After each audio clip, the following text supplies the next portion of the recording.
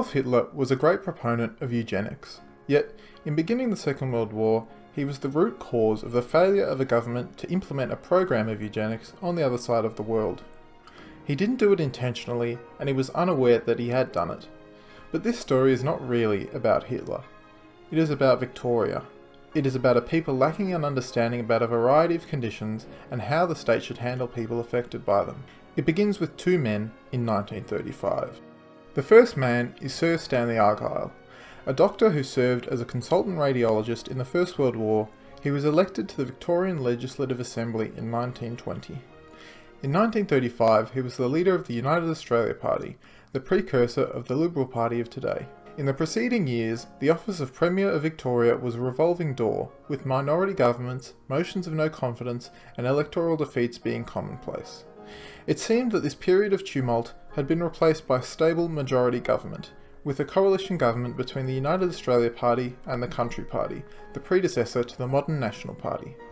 Argyle retained government in the 1935 Victorian election, albeit with a slight swing against the UAP, while the Country Party had increased its parliamentary representation by 3 seats. Argyle was the first Premier to be re-elected in majority for nearly 15 years.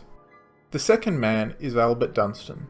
Dunstan was the 13th child of Thomas and Sarah Dunstan, and was a wheat farmer. He and his frog-like mouth were elected to the Victorian Legislative Assembly as the Country Party representative for Eaglehawk. Dunstan was, like Argyle, a Sir, but is not often referred to using the honorific. 10 days after the 1935 election, Dunstan replaced the leader of the Country Party, apparently as a result of the party seeking greater ministerial representation. Dunstan then sought to achieve these goals, and did so by going back to the old ways of the Victorian Parliament. The blood sport that had seen many a government of every political stripe dashed upon the rocks had returned. Former Labor Premier Edmund Hogan had since become a Country Party member, and had gotten close to Dunstan. Hogan, working with Victorian Labor State President Arthur Calwell, as well as, allegedly, businessman and underworld figure John Wren, brokered a deal to put the Argyle government to rout. 13 days after taking the offices of leader of the Country Party and Deputy Premier, a motion was moved by Dunstan, which declared a want of confidence in the Argyle government.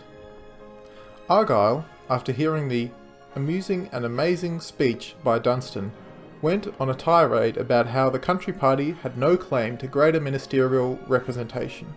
A debate then ensued which went for 16 hours and constituted more than 120 pages of Hansard. The result was a resounding defeat of the Argyle government. A new government was formed, led by Dunstan, where the coalition parties were the Country Party and the Labor Party. Some policy concessions were made both ways, as these strange bedfellows attempted to right the ship of government. This government lasted until 1943, when a 4-day Labor government briefly took power, before being replaced again by a Dunstan government, now in coalition with the United Australia Party, with the United Australia Party as the junior coalition partner.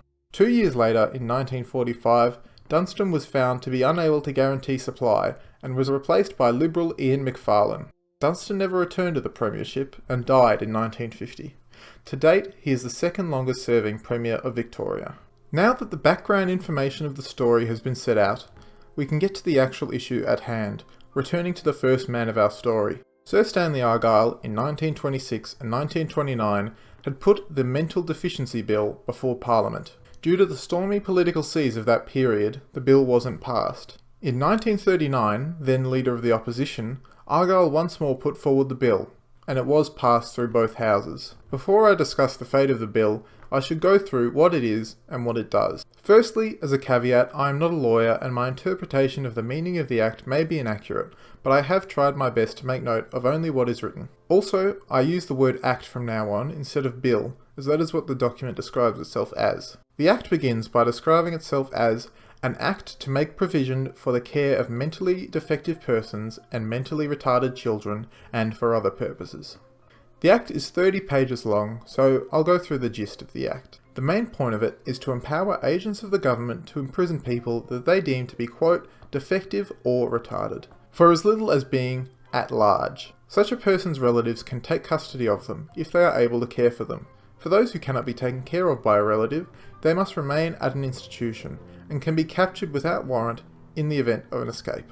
People acting in good faith in the Act's operation are immune to prosecution, so this would include all the people operating the facility as well as police who might be detaining these people. Mistreatment of, abandonment of, or negligence towards institutionalised people are all misdemeanours against the Act. Harbouring a defective or retarded person in the event of an escape, however, is an offence against the Act.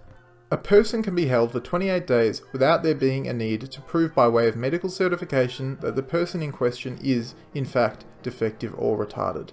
It's at this point that I believe there should be a discussion as to the appropriateness of the word eugenic in the title of this video. It has been reported in some sources, such as an article in The Conversation, that the Act, quote, aimed to institutionalise and potentially sterilise a significant proportion of the population, unquote. In truth, the Act made no mention of sterilisation. The parliamentary debate surrounding the then bill mentioned sterilisation, but only fleetingly and in an exclusively voluntary capacity. On the other hand, the imprisonment of these disabled peoples seems a sort of soft eugenics, prohibiting them from reproducing by removing them from society, rather than removing their capability to reproduce. Moreover, Argyle had a noted friendship with Richard Berry, who was a professor at Melbourne University who had called for a lethal chamber for the unfit, and sought to prove a correlation between skull size and intelligence by analysing the skulls of Aboriginal people and mentally ill people. At any rate, I would find it hard to argue that the government wanted to propagate the genetics of those they saw as mental defectives as much as those they saw as healthy. It may seem confusing that such an impactful bill is relatively unknown. The truth is that the bill was passed on the voices, meaning there was unanimous consensus on the bill in the Labour, Country and Liberal parties. Being passed in both houses doesn't make a bill an act, however. That only occurs when the bill is assented to by the Governor of Victoria. A habit of the Dunstan government was to let bills that had passed both houses to lapse and not be enacted as law. This, combined with the invasion of Poland by Nazi Germany, causing the outbreak of the Second World War, resulted in the bill being forgotten about as more pressing issues arose for governments around the world.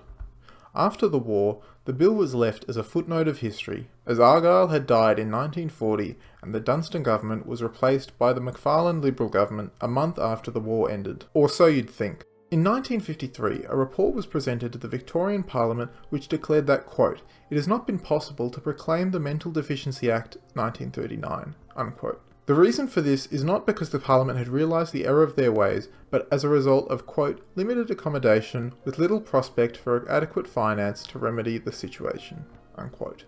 In 1958, the Mental Hygiene Act was passed and made law under Henry Bolte's Liberal government. It retained all the key elements of the 1939 bill, that mentally ill people could be involuntarily interred and recaptured in the event of escape, but helping an escapee was downgraded to being a misdemeanour rather than an offence, as it was in the 1939 bill. This law was enforced until the Mental Health Act of 1959, which repealed the Mental Hygiene Act of the previous year. The government created this new law a year after the 1958 Act, but it did not come into force until 1962, so for 3 years the 1958 law was in operation. The new law only allowed the admittance of patients on a voluntary basis, either by the patient themselves or their guardian, but still prohibited escape from these facilities. The Mental Deficiency Act of 1958 was also passed, and more resembled the Mental Health Act of 1959, but was never brought into force for some reason. In 1986, another Mental Health Act was passed, which brought back the possibility of involuntary admission,